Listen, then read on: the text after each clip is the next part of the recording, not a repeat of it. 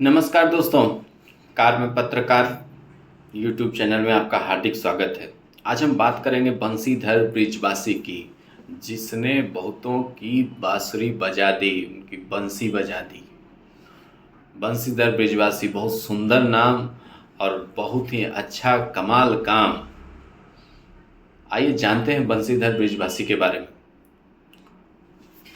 और इस पर हमें इस बुलेटिन में हम चर्चा करेंगे बंसीधर ब्रिजवासी की और प्रशांत किशोर की, नीतीश कुमार की, आरजेडी की, जिसने उनका क्या ऐसा कैंडिडेट सिलेक्शन रहा जो उनको इस तरह की हार मिली। पहली बात करते हैं बंसीधर ब्रिजवासी की। बंसीधर ब्रिजवासी मुजफ्फरपुर के एक मरवा ब्लॉक के रक्षा पंचायत में पंचायत टीचर थे। फिर उनको के पाठक ने बहुत ही बेइज्जती करके निकाला। वो एक शिक्षक संघ चलाते थे, शिक्षकों के लिए आवाज़ उठाते थे।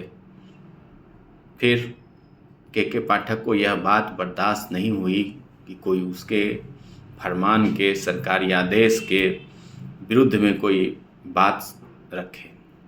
जो शिक्षक अपनी बात रखता था, के पाठक इस तरह से दबा देते थे। इस शिक्षक को भी उनके कोप का भाजन बनना पड़ा। उनको निकाला गया, उनका इस्तीफ़ा दिलवाया गया। इस्तीफ़ा क्या कहिए, उनको तो निकाल दिया गया। और तब फिर इस टीचर ने भी हार नहीं मानी और संघर्ष करते रहे। बिल्कुल आम आदमी, न चुनाव लड़ने का पैसा, न कोई बहुत पारिवारिक संपत्ति है, कोई पुश्तैनी ज़मीन है, या किसी राजनेता घर से बिलोंग करते हैं, कुछ भी नहीं।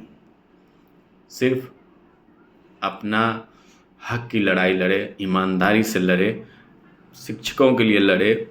जनता ने उनके इस प्रयास को समझा और ये साबित कर दिया कि आज भी इलेक्शन पैसों के बल पे नहीं होती।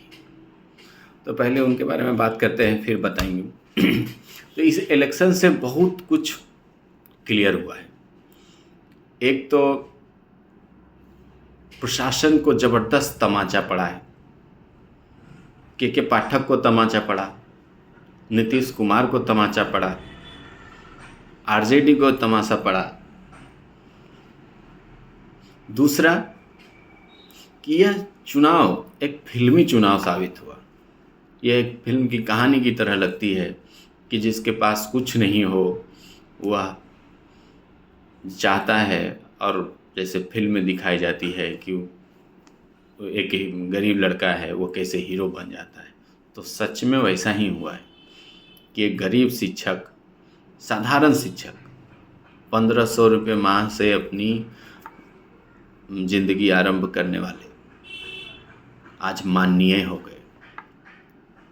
आज के पाठक को भी उनके सामने उनको झुककर नमस्कार करना पड़ेगा, क्योंकि संवैधानिक दृष्टि से ये बड़े पोस्ट पे हैं।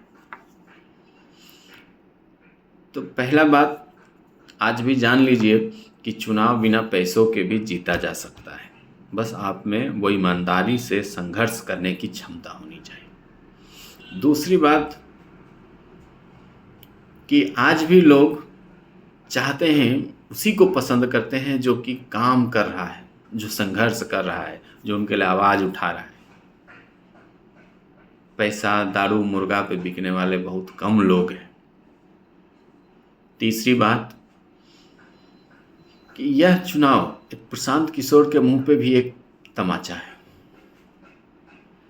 वह आखिर ऐसा क्यों नहीं हुआ कि जनसुराज बंसीधर ब्रिजवासी को अपना कैंडिडेट, पार्टी का कैंडिडेट बनाया? क्यों नहीं बनाया? वह बनाया किसको? तो विनायक गौतम को।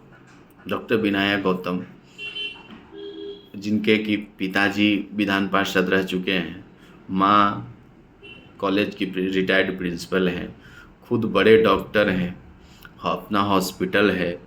तो जिनको इतना प्रशांत किशोर की पार्टी कहती है कि हम एक सच्चे, ईमानदार और संघर्ष वाले छवि, संघर्ष के छवि वाले व्यक्ति को अपना उम्मीदवार बनाएंगे, लेकिन वो तो इस चुनाव में कहीं दिखा नहीं। इसमें तो दिखा कि वह भी धन बल के साथ में आ गए, वह विनायक गौतम, जिनका कि सामाजिक काम कुछ नहीं है। वो डॉक्टर हैं, वो ठीक है, लेकिन जिस विभाग का यह चुनाव था उससे जो रिलेटेड लोग हैं उसको अगर चुनकर नहीं कैंडिडेट देंगे, यह अच्छी बात रही कि जनसुराज खुश है कि वह दूसरी पायदान पर रही। तीसरी पायदान पर आरजेडी है। सबसे कड़ा तमाचा नीतीश कुमार को लगा है। उनके शिक्षकों के प्रति जो उन्होंने व्यवहार किया है, जो प्रशासन ने व्यवहार किया है, उसको भी यह एक जोरदार तमाचा है। तो खैर ये बहुत, और मेरे तरफ से भी ब्रिजवासी जी को बहुत बधाई और तिरहुत की जनता को भी बहुत बधाई कि उन्होंने यह दिखा दिया कि चुनाव पैसों से नहीं लड़ा जाता है। वह आज फिर से संविधान जीता है, लोकतंत्र की जीत हुई है, प्रजातंत्र की जीत हुई है। धन्यवाद, नमस्कार, फिर मिलेंगे अगले बुलेटिन।